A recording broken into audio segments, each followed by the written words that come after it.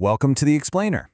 So I was recently digging into some research from the Raw Human Project, and I came across the actual hard science of what happens to our nervous systems on the dance floor. And honestly, it completely reframed how I look at taking a mental break. If you're someone who spends most of your day in pure survival mode, running the show, managing just a never-ending stream of logistics, then you know exactly how impossible it feels to just turn your brain off. Well, today we're going to explore exactly how the act of dancing physically changes your brain state. We'll discover why the ability to truly let go isn't just some fleeting feeling, but a permanent, deeply ingrained skill. Okay, let's dive into this. Worst case, I do the class and go home. Have you ever dragged your exhausted body out the door, telling yourself that exact universal lie? I mean, you are completely drained. Your brain is just fried from a long week of making a million decisions. You mutter this phrase to yourself with this heavy, dragging energy, basically bracing for an hour of just going through the motions. Because, let's be real, you feel like you have absolutely nothing left in the tank. You think you're just going to survive the class. But then, the beat drops. And the second that music starts, the energy completely shifts. What happens next in your brain is literally nothing short of extraordinary. To actually understand this shift, we have to look at what we'll call the logistic mind. This is where so many of us live every single day. You run your own brain for a living. It's constant decisions, constant logistics, always asking, okay, what's next? What's next? What's next? Carrying that around, it's a heavy, heavy burden. It's pure survival mode. But then you step onto the dance floor, especially in a partner dance, and you enter the just follow mind. Suddenly someone else is making the decisions. The rules totally change. You are explicitly told you do not have to think. Your only job is to feel where the next move is, maybe half a second before it even happens, and simply go there. Now, you'd think for a high achiever this would feel like a demotion, right? But the profound, honestly unexpected relief is that you finally have permission to stop leading.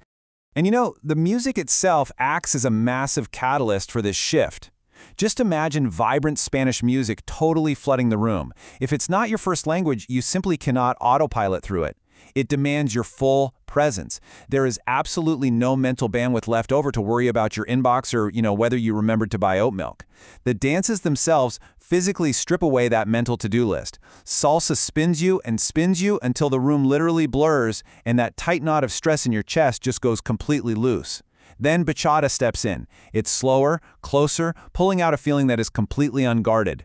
And then merengue kicks in. It's fast, a little ridiculous, spinning you around until you're totally breathless and laughing out loud at absolutely nothing.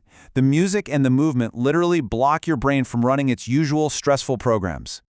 And this brilliantly illustrates the actual science of what's happening to you, which is called transient hypofrontality. I know, it's a very heavy scientific term, but it represents a beautiful biological off-switch. This is a measurable quieting of the exact part of your brain that plans, that judges, and that constantly narrates your life. When you get lost in the dance, that harsh inner critic and that relentless planner, they go completely quiet. It's the exact same quieting that shows up in jazz musicians mid-improvisation or athletes deep in a race.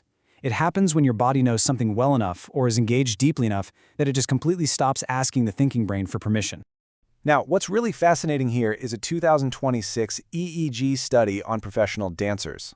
This study reveals that dancing doesn't just turn the volume down on your thoughts, it actually turns the volume up on something much more important. The researchers found that this state creates a significantly louder connection to the body underneath those thoughts. The data showed an elevated awareness of breath, a heightened connection to the heartbeat, and a deeply felt sense of literally being inside yourself. And honestly, the most incredible part of this data, this amplified internal connection doesn't just end when the song finishes. No, it actually lasts long after the music completely stops. Which brings us to interoception. Think of this as essentially the body's own internal radar. When you're trapped in that logistics mind we talked about earlier, your interoception is often completely muted because your brain is just way too loud.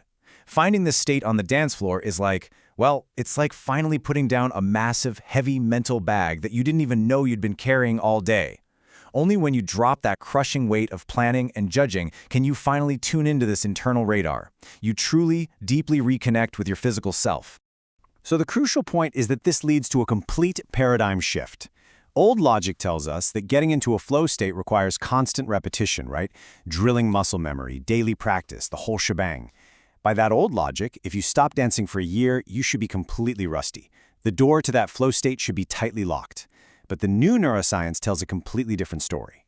It shows us that flow isn't just about technical footwork. It's about trusting, it's about letting go, and it's about giving yourself real permission.